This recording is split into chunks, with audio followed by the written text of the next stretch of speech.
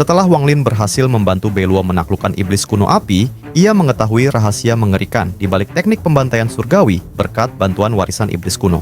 Beluo juga memberitahunya bahwa Zhou Yi berada di jurang pasang surut. Kemudian, Wang Lin langsung menuju negara iblis air untuk memasuki jurang pasang surut dan mencari keberadaan Zhou Yi. Beberapa hari kemudian, salah satu pintu masuk jurang pasang surut akhirnya terbuka. Ada 4 kultivator yang sedang menunggu di depan pintu masuk jurang.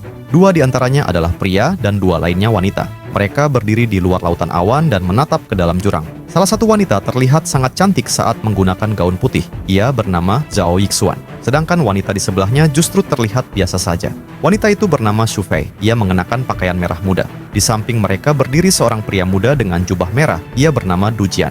Du Jian menjelaskan, tempat ini adalah pegunungan awan di negara iblis air yang pernah ia temukan secara tidak sengaja. Menurutnya, tempat ini berada satu tingkat di atas alam surgawi. Ia kemudian meminta pendapat pria berjubah hitam bernama Murong Zhuo. Murong Zhuo menjawab tempat ini cukup memuaskan lalu kembali diam. Du Jian sudah terbiasa dengan sikapnya. Zhao Yixuan kemudian berkata bahwa tujuan Du Jian bukan hanya sekedar lautan awan. Du Jian mengakui bahwa ia telah menemukan celah di tanah, itu mungkin merupakan pintu masuk ke jurang pasang surut yang legendaris. Tiba-tiba, Murong Zhuo merasakan aura yang sangat kuat. Seberkas cahaya muncul dan berubah menjadi Wang Lin. Ketika melihat cahaya itu adalah Wang Lin, Du Jian terkejut dan merasa sedikit takut. Ia jelas mengenali itu adalah junior dari sekte yang sama dengannya. Terlebih Wang Lin telah mencapai ascendant saat ini. Wang Lin segera berhenti dan mengamati mereka. Ia menyadari kekuatan Murong Zhuo cukup kuat karena ia mampu mendeteksi Wang Lin dari jarak yang sangat jauh. Itu berarti ia juga berada di tahap awal ascendant. Wang Lin lalu memusatkan pandangannya pada pria berjubah merah yang ia kenali sebagai murid divisi merah dari sekte nasib surgawi. Dari 4 orang di depannya, 3 berada di tahap puncak transformasi jiwa. Sedangkan Du Jian sudah setengah langkah menuju tahap ascendant. Du Jian akhirnya memperkenalkan dirinya. Ia lalu memperkenalkan pria berjubah hitam di sampingnya adalah Murong Zhuo dari sekte tinta. Sementara 2 wanita itu berasal dari sekte awan. Murong Zhuo menatap Wang Lin lalu memberi hormat. Ia kemudian berkata, "Rekan kultivator Wang, aku Murong Zhuo, murid generasi keempat dari sekte tinta." Hal ini mengejutkan Du Jian dan kedua wanita di belakangnya. Itu karena Murong Zhuo dikenal sangat pendiam dan jarang berbicara panjang lebar bahkan kepada kultivator ascendant tahap menengah yang mereka temui. Zhao Yixuan lalu memperkenalkan adik juniornya kepada Wang Lin. "Rekan kultivator Wang, ini adalah adik juniorku, Xu Fei." Mendengar nama itu, Wang Lin teringat seseorang dari masa lalunya. Mereka berada di sekte yang sama, namun hanya nama mereka yang sama. Xu Fei dengan lembut memberi salam kepada Wang Lin. Du Jian kemudian bertanya, "Apakah junior Wang datang karena jurang pasang surut?" Wang Lin mengangguk. Du Jian kemudian memperingatkan Wang Lin bahwa jurang pasang surut sangat berbahaya, bahkan untuk kultivator tahap ascendant. Ia lalu mengajak Wang Lin pergi bersama agar bisa saling membantu. Wang Lin mempertimbangkan ajakan itu. Ia tahu jurang pasang surut penuh risiko, tetapi keberadaan Murong Zhuo yang mampu mendeteksinya dari jarak sangat jauh membuatnya tertarik. Akhirnya Wang Lin setuju untuk bergabung. Du Jian tampak senang, namun di dalam hati ia menunjukkan kebencian. Du Jian mengingat dulu Wang Lin hanya berada di tahap transformasi jiwa. Namun dalam waktu sekitar 1 abad, ia telah mencapai tahap ascendant. Kelima orang itu lalu melanjutkan perjalanan menuju pegunungan lautan awan. Daerah itu dipenuhi awan yang menciptakan pemandangan seperti gunung dan lautan yang menyatu. Indah, megah, dan misterius. Zhao Yixuan sesekali menatap Wang Lin. Namun seberapa keras dia berusaha, ia tetap tidak bisa melihat isi hatinya sama sekali. Padahal selama di tanah roh iblis, ia mampu membaca pikiran para jenderal iblis. Dalam 100 tahun terakhir, hanya ada 2 orang yang tak mampu ia pahami. Orang pertama adalah Chen Longyang, diselimuti oleh kabut yang berubah menjadi pedang saat ia mencoba melihatnya. Orang kedua adalah Murong Zhuo. Kadang jernih, kadang gelap membuat pikirannya sulit dilihat. Wang Lin adalah yang paling misterius. Tanpa kabut atau ilusi, ia menutup pikirannya dengan kekuatannya sendiri. Saat Zhao Yixuan mengamatinya, Wang Lin tiba-tiba menoleh dan menatapnya dengan dingin. Tatapan itu terasa seperti peringatan yang menembus pikirannya. Ia bahkan tidak menduganya, Chen Long saja baru menyadari keberadaannya setelah ia memperkuat mantranya. Begitu juga dengan Murong Zhuo yang hanya menangkap jejaknya. Sedangkan Wang Lin langsung merasakannya begitu aku mulai bergerak. Zhao Yixuan segera menyembunyikan perasaan itu. Di sisi lain, Wang Lin menilai mereka berempat berbahaya dan penuh perhitungan. Ia merasa satu orang yang tidak boleh diremehkan adalah wanita bernama Xu Fei, yang terus memancarkan perasaan aneh. Tak lama kemudian, mereka menembus awan dan tiba di depan sebuah jurang raksasa. Kelimanya dengan hati-hati terbang menuruni jurang itu. banyak retakan muncul di sepanjang dinding jurang. Du Jian dan yang lainnya berpencar untuk mencari harta karun, sementara Wang Lin terus turun. Ia menyadari bahwa sebagian besar tempat itu telah dijarah oleh orang lain. Berbeda dengan dasar jurang yang bahkan tak mampu dilihat oleh kristal yang diberikan Bei Luo. Wang Lin hanya mengetahui di jurang ini ada koridor besar yang berliku dan menghubungkan kelima pintu masuk. Sedangkan jalan keluarnya hanya ada satu. Wang Lin kemudian melambaikan tangannya. Kekuatan misterius berhembus dan Wang Lin langsung merasakan tekanan berat dari atas. Dia mengerti jika memaksa keluar dari pintu masuk akan ada perlawanan yang lebih kuat. Di kedalaman sekitar 1000 kaki, Wang Lin menemukan pohon kuno yang layu, kemudian ia memperingatkan ada bahaya kepada Murong Juo. Tak lama kemudian yang lain juga menyusul karena tak menemukan apapun. Du Jian melihat sebuah pedang takdir surgawi tercantap di atas tebing. Itu adalah salah satu harta yang dikenalnya. Ia kemudian meminta Wang Lin untuk mengambilkan pedang itu.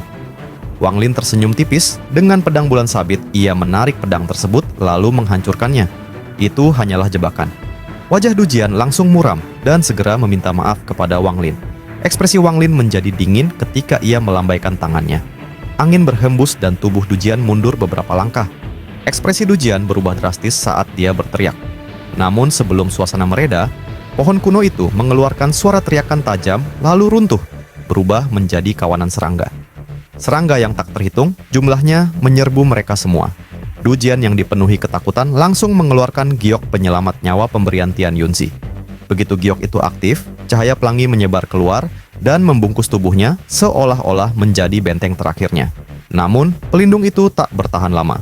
Kawanan serangga segera menyerbu, menggigit, dan menggerogoti cahaya pelangi tanpa ampun. Retakan demi retakan mulai muncul.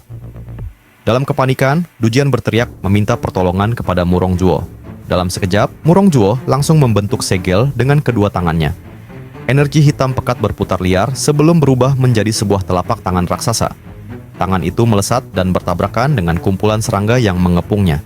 Namun, serangan Murong Juo menembus para serangga itu dan berakhir menghantam celah dinding di belakang Du Jian. Serangan itu membuat suasana semakin mencekam. Murong Juo kemudian melangkah maju lalu membentuk banyak segel. Dia mengeluarkan mantra demi mantra dan melancarkan berbagai serangan ke arah kawanan serangga itu. Namun, lagi-lagi serangan itu menembus serangga-serangga di depannya. Situasi ini terus berlanjut dan cahaya pelangi di sekitar Du Jian semakin cepat meredup. Dalam keputusasaan, Du Jian meminta bantuan Wang Lin. Ia berjanji akan memberitahu rahasia Tian Yunzi. Namun Wang Lin tetap mengabaikan perkataan tersebut. Tatapannya tertuju pada kawanan serangga yang sangat sensitif terhadap cahaya. Zhao Yixuan mendesak semua orang untuk segera mundur sebelum mereka menjadi santapan berikutnya. Tepat pada saat itu, cahaya pelangi tiba-tiba padam. Wajah Du Jian menjadi sangat pucat. Dalam kepanikan, dia menghancurkan giok penyelamat nyawa sebagai upaya terakhir. Namun pelindung itu kembali hancur. Du Jian kembali memohon pada Wang Lin. Dia bersumpah akan membuka seluruh rahasia Tian Yunzi dan alasan dibalik pengkhianatan Sun Yun, asalkan Wang Lin bersedia menyelamatkan nyawanya. Ekspresi Wang Lin tetap tenang saat ia menatap Du Jian. Ia melambaikan tangan kanannya dan simbol cahaya keemasan yang sangat terang segera terbang keluar. Semua serangga di sekitar Du Jian berbalik dan menyerbu 11 simbol emas. Wang Lin mengeluarkan kuas surgawi dan menggambar banyak simbol. Dalam sekejap, serangga yang tak terhitung jumlahnya menunjukkan dirinya, dan kini hanya berjumlah ratusan ketika terpecah saat menggerogoti simbol cahaya. Adegan ini mengejutkan semua orang, terutama kedua wanita di belakang langsung menunjukkan ekspresi yang sama. Ekspresi identik itu terpancar di mata Wang Lin. Itu membuatnya terkejut dan mengetahui identitas keduanya. Wang Lin segera bergerak maju dan meraih tangan Du Jian. Namun, Du Jian ingkar janji. Dia memuntahkan tetesan esensi darah jiwa asalnya yang segera melesat dan memblokir serangan Wang Lin. Memanfaatkan kesempatan ini, Du Jian mengeluarkan harta terkuat miliknya lalu melemparkannya. Serangan itu langsung meledak di udara dan awan kotor segera menerjang ke arah Wang Lin. Tatapan Wang Lin menjadi dingin saat ia melangkah maju sambil menunjuk. Ia melepaskan sungai dunia bawah yang langsung menyapu bersih semua kotoran di depannya. Serangan Du Jian menjadi santapan yang membuat arus sungai neraka menjadi semakin ganas. Wang Lin tidak memberi kesempatan. Tangan raksasa langsung melesat dan meraih tubuh Du Jian yang putus asa. Wang Lin lalu memisahkan jiwa asalnya dari tubuhnya. Dengan satu lambaian tangan, pembatasan yang tak terhitung, jumlahnya membentuk bola penyegelan yang menjebak jiwa asal Du Jian dan melemparkannya ke tas penyimpanannya. Setelah itu, Wang Lin menunjuk ke arah simbol emas dan melepaskan jari kematian. Pilar cahaya hitam melesat, tetapi serangan tersebut menebus simbol. Murongjou langsung menyadari serangga tersebut memiliki kekebalan terhadap sihir. Ada lebih dari 10 simbol emas yang dikelilingi serangga berputar mengelilingi Wang Lin. Hal ini memberikan Wang Lin aura yang sangat mengejutkan. Kemudian mereka berempat terus menuruni jurang. Adapun tempat-tempat berbahaya yang ditemukan Wang Lin dengan kristal dari Bei Luo, mereka berhasil melewatinya berkat bantuan Murongjou. Zhao Yixuan dan Xu Fei juga banyak membantu. Dengan kerjasama ini, mereka akhirnya mencapai bagian tengah jurang pasang surut. Wang Lin berkata pada Murongjou, ia tidak bisa ikut turun karena ada urusan lain. Jika membutuhkan bantuan di masa depan, Murongjou tidak perlu ragu untuk menemuinya. Murongjou tersenyum, lalu mengangguk kepada Wang Lin dan terbang turun. Wang Lin juga mengirimkan pesan suara pada Murongjou agar berhati-hati dengan kedua wanita itu karena mereka berasal dari sekte mayat dan salah satunya adalah mayat yang telah terbangun. Murongjou terkejut saat mendengar informasi ini dan langsung meningkatkan kewaspadaannya. Zhao Yixuan dan Xu Fei juga mengucapkan selamat tinggal pada Wang Lin sebelum turun. Namun, Xu Fei menjatuhkan sehelai rambut yang tersangkut di tebing.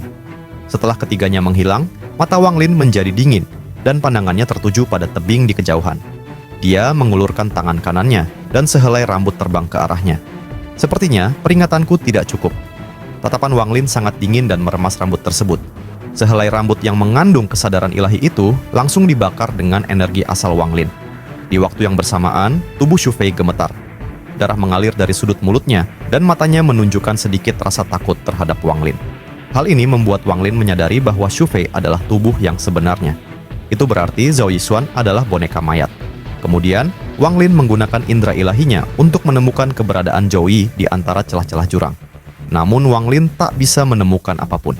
Ia bahkan menyebarkan banyak fragmen jiwa ke dalam celah-celah, namun tetap tidak membuahkan hasil. Wang Lin kemudian mengalirkan sedikit energi pedang Ling Tianhou pada tubuhnya untuk merasakan domainnya di jurang ini. Tiba-tiba, sebuah tatapan muncul di kesadaran ilahi Wang Lin. Tatapan itu dipenuhi dominasi dan tekad untuk menaklukkan Zhou Yi. Tatapan tirani itu kemudian perlahan memudar. Keringat dingin mengalir deras dari dahi Wang Lin. Wajahnya pucat, energi pedang Ling Tianhou terlalu mengerikan. Hanya meminjam sedikit kekuatannya saja, hampir melukaiku. Dia lalu mengeluarkan pedang surgawi dan bilas setengah bulan. Wang Lin kemudian melangkah maju. Ia menggunakan kedua pedang untuk mengebor jurang, dan akhirnya menemukan sebuah celah yang gelap. Ketika Wang Lin menggunakan indera ilahinya untuk mengintip, kesadaran ilahi yang ekstrem melesat dan menghantam tubuh Wang Lin. Tubuhnya terlempar dan dengan keras menabrak dinding jurang. Darah mengalir deras dari mulutnya. Jiwa asalnya bahkan hampir runtuh. Wang Lin tidak berharap secuil kesadaran ilahi yang ditinggalkan oleh Ling Tianhou memiliki kekuatan yang begitu dahsyat. Ia kemudian mengeluarkan segel kehidupan yang berubah perisai di tubuhnya. Wang Lin juga langsung mengenakan baju zirah hitam. Simbol emas yang dikelilingi serangga melayang di sekitar Wang Lin dan memberikan lapisan pelindung tambahan. Bendera 1 miliar jiwa juga dikeluarkan oleh Wang Lin. Dengan penuh tekad, ia melesat memasuki celah tersebut. Ketika Wang Lin memasukinya, aura ilahi Lin Tianhou menyerangnya dengan sifatnya yang tirani dan menusuk langsung ke arah Wang Lin. 100 juta fragmen jiwa keluar dari bendera jiwa lalu membentuk perisai untuk memblokir serangan tersebut. Akan tetapi, itu dapat dengan mudah dihancurkan. Dengan mengandalkan 11 simbol emas yang dikelilingi kawanan serangga, aura ilahi pedang Ling Tianhou akhirnya berhasil diblokir. Tepat pada saat itu juga, raungan yang mengguncang bumi bergema dan kesadaran ilahi yang lebih kuat dari sebelumnya menyerang ke arah Wang Lin.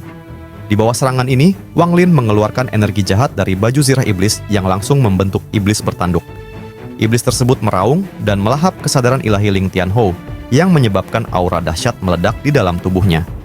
Domain tirani mulai mengamuk di dalam tubuhnya, dan Wang Lin merasakan ketidakaslian pada iblis itu.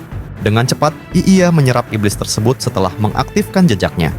Setelah itu Wang Lin langsung melangkah lagi dan kali ini bergerak sejauh 100 kaki.